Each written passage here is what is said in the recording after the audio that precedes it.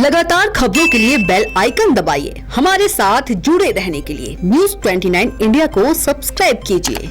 नमस्कार, बहुत स्वागत है आपका न्यूज़ 29 इंडिया में। मैं हूं आपके साथ कविता पांडे।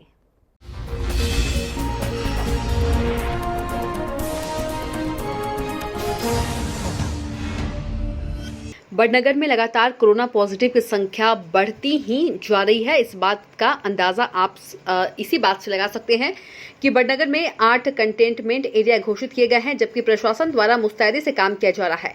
आज उज्जैन कलेक्टर शशांक मिश्र और उज्जैन एसपी सचिन अतुलकर ने दोबारा बड़नगर कंटेनमेंट इलाकों का निरीक्षण किया।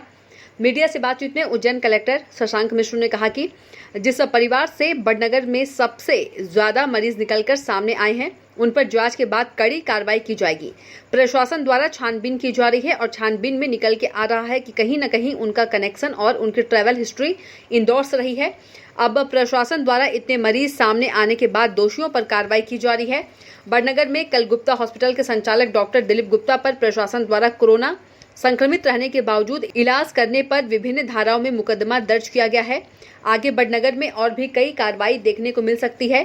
बड़नगर में अब तक एक ही परिवार के वेद परिवार के 19 लोग पॉजिटिव पाए गए हैं और इसी परिवार के 7 लोगों की मौत भी हो चुकी है। इसके बाद प्रशासन सख्त हो गया है। कहीं न कहीं यह भी कहा जा सकता है कि बड़नगर में कोरोना संक्रमण वेद परिवार की वजह से ही फैला है और ऐसे में इन पर कार्रवाई होना तो बनता ही है। जिला स्वास्थ्य अधिकारी डॉक्टर अनुसुईया गौली ने बड़नगर प्राथमिक स्वास्थ्य केंद्र और आइसोलेशन सेंटर का निरीक्षण किया। साथ ही डॉक्टर्स और स्वास्थ्य कर्मियों की टीम को आवश्यक दिशा निर्देश दिए। बड़नगर से विजय नीमा की रिपोर्ट।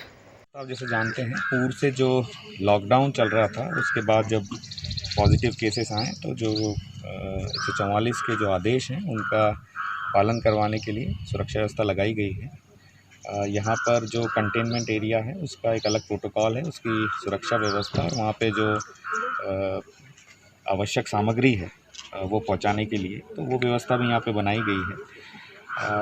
मुख्यतः इसमें ये देखा जाता है कि कोई भी व्यक्ति, एक तो संक्रमित जो क्षेत्र है कंटेनमेंट एरिया है उसके बाहर अंदर ना आए, इसलिए उस तक जो आवश्यक वस्तुएं पहुंचाने की व्यवस्था है वो की जाती है। उसमें सुरक्षा व्यवस्था का भी महत्वपूर्ण अंग है कि कोई भी व्यक्ति बाहर अनावश्यक ना आए मेडिकल इमरजेंसी के अतिरिक्त। और जो अन्य क्षेत्र है वहाँ पे भी चूँकि मूवमेंट पूर्णतः प्रतिबंधित है, जो आवश्यक सामग्री है उसकी घर पहुँच सेवा है, ये सभी नियमों का पालन करवाने के लिए लगातार police patrolling, police checking point ये सब एक्टिवेट रहते हैं। और यही सबसे जनता से भी अनुरोध रहता है कि ऐसे समय पुलिस का, प्रशासन का सहयोग करें, अपने घरों में ही रहें और जिससे सुरक्षित रहें। कुछ यहाँ पे जो पॉजिटिव कांटेक्ट आए हैं, अगर हम उसको लगातार मॉनिटर करेंगे तो जल्दी क्षेत्र इस संक्रमण से मुक्त हो जाए। जो पुलिसकर्मी ड्यूटी पर लगे हुए हैं उनके लिए क्या सुरक्षा की क्या सामग्री दी गई? जो ड्यूटी पर रहते हैं पुलिसकर्मी, उनको एक तो जो बेसिक सामग्री रहती है, मास्क होते हैं, ग्लव्स होते हैं, ये पहनने की सलाह दी गई है। साथ ही जो संक्रमित क्षेत्र के नज़दीक लगते हैं, कंटेनमेंट एरिया में रहते हैं, तो उसके अगर अंदर जाना है तो वो पीपी सूट जो हम पहनते हैं वो भी सामग्री इनको दी गई है। तो जहाँ पे जितनी आवश्यकता है वो सामग्री सभी को दी गई है। साथ में हिदायत भी दी जाती है कि किस प्रकार से सुरक्षित रहना है। व्यक्ति को स्वयं को जानकारी होना आवश्यक है कि ये संक्रमण से बचने के लिए क्या कार्रवाई करनी रहती है। अगर खुद अवेयर रहेगा तो वो उसमें सुरक्षित रहता है। बड़नगर में जो मेजरली केस मिले हैं ज़्यादातर, वो एक फैमिली से ट्रेस हो रहे हैं और उनके लिंकेजेस सारे खोज लिए गए हैं, सारे कॉन्टैक्ट्स उनके आइडेंटिफाई हो गए हैं, सभी की सैम्पलिंग हो गई है और जो रिमेनिंग केसेस हैं उनकी सैम्पलिंग आज कंप्लीट हो जाएगी। जी सर, एक डॉक्टर भी पॉजिटिव पाए गए, उनके संपर्क में ग्रामीण क्षेत्र के लोग आए, उनके मैं बता रहा हूँ, वही बता रहा हूँ, सारे कॉन्टैक्ट्स आइडेंटिफाई कर लिए गए हैं। लगभग अभी तक 100 सैंपल्स हो चुके हैं, रिमेनिंग सैंपल्स भी आज कंप्लीट हो जाएंगे और 2 दिन के अंदर हमको एकदम पिक्चर क्लियर हो जाएगी कि एग्जैक्टली कितने पॉजिटिव हमारे इस एरिया में निकल रहे हैं। सर, जिस परिवार से ज़्यादा पॉजिटिव लोग आए हैं उन पर किस प्रकार की कार्रवाई की जाएगी? निश्चित ही उन पर कार्रवाई की जाएगी। मैंने अपने एसडीएम और एसडीओपी दोनों को बोला है, आप चीज़ें आइडेंटिफाई करिए किसकी लापरवाही एग्जैक्टली रही है और उसको भी आइडेंटिफाई करके कार्रवाई की जाएगी।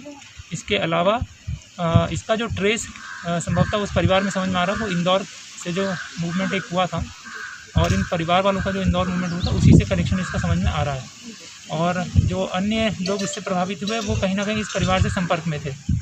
और मेरा सभी से अनुरोध है कि आप सभी जो शहरवासी हैं कृपया इस समय लॉकडाउन का हमको सख्ती से पालन करना है। सारा हम आइडेंटिफाई कर लें कि कौन कौन से केसेस कहाँ पर हैं, और ये मान के चलिए कि सोशल डिस्टेंस तो एक चीज़ है, इसके अलावा हमको कोई भी सरफेस है, जैसे आप कभी कभी सोचते हो कोई दीवार है, कोई खंभा है, कोई दरवाज़ा है, ये भी हमको इससे सुरक्षा बना के चलनी है।